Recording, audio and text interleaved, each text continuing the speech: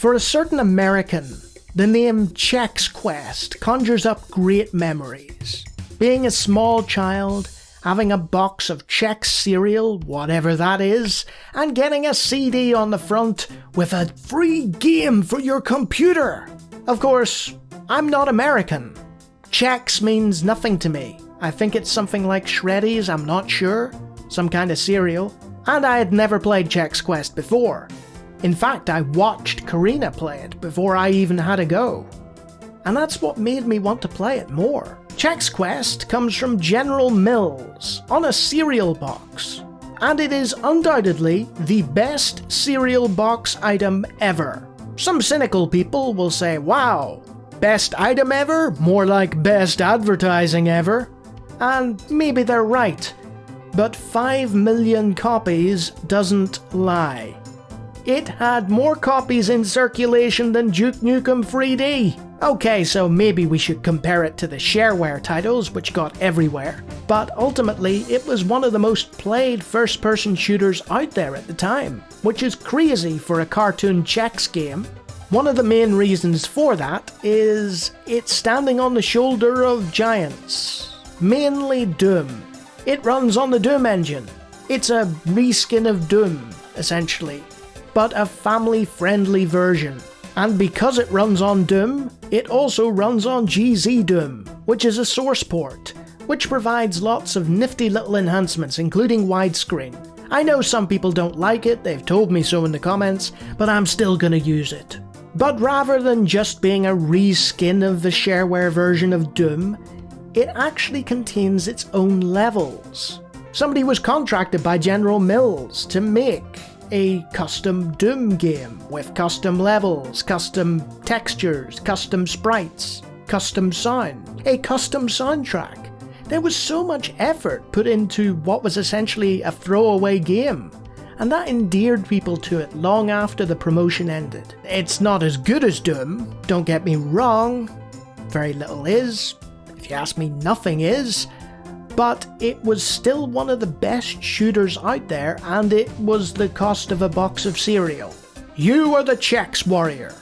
You're sent to the planet Bezoik because a pile of colonists have been captured by evil ooze-like creatures called phlegmoids. Ugh. Because it's family friendly, you don't actually kill anyone.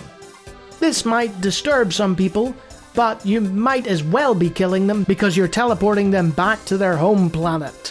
That big sticky mess of a home planet that they probably hate. You use variants of what's called a Zorcher, the teleportation device used by the Chex Warrior. It's a bit like Super 3D Noah's Ark that way. Instead of sending the phlegmoids to sleep by feeding them, you're saying bye-bye phlegmoids, off to your planet. The Zorch weapons are not difficult to understand. They're essentially reskinned versions of the Doom weapons. Unfortunately, all the ammo for the Zorch weapons is called Zorch, or variations of Zorch. And that can get quite confusing, as you don't know if you've picked up ammo for a specific gun you like, or whether it's for a completely different weapon that you don't have yet, without first checking to see. What's not confusing is the enemies. The phlegmoids are very easy to pick out. They're very green, they sliver and ooze around, and if it's green, you shoot it. And they're pretty much carbon copy clones of the Doom monsters as well, with certain things made a little easier because this is aimed at children after all. That's not to say Chex Quest isn't without its own set of challenges though. It can be quite a difficult game when you get down to it. The result is Doom but not Doom. Or essentially Doom Green Slime Kid-Friendly Cereal Box Edition, which is good enough for me.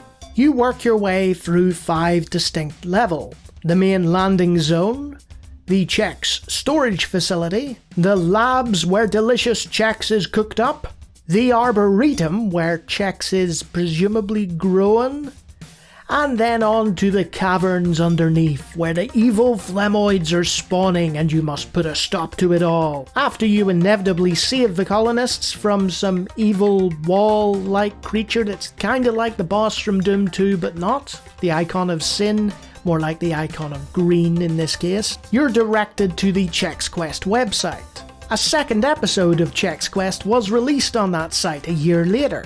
It needs the original game to play as it's the second episode, and it was a rush job. It wasn't quite as good as the original. And unfortunately, we never got a third part out of the promotion because it ended shortly after. That should have been the end of Chex Quest.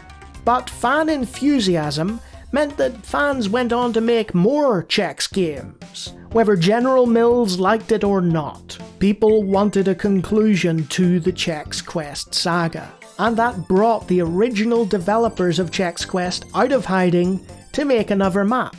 Until they realized, hey, we really like doing this. Let's make a whole episode and release it for Z-Doom as a thank you to the fans for their enthusiasm. Which is a great reason to make a game. But that wasn't where it ended for Chex Quest. You see, Chex Quest 3 also includes 2 remastered versions of the first 2 episodes in the series. It ties up the series nicely and makes it a full game the size of the original Doom. So from being a silly serial game that presumably was meant to be a bit of a throwaway but people realised, hey, this is actually good, Chex Quest evolved into a decent shooter in its own right. So if you can overlook the fact that it's made for children and that it came from a cereal box, you might find that Chex Quest 3 is actually really enjoyable to play. I know I've been having a blast with it. This all culminated in a CAC Award for Charles Jacoby, the original creator. The CAC Awards are from Doom World, and they recognise the best maps of the year.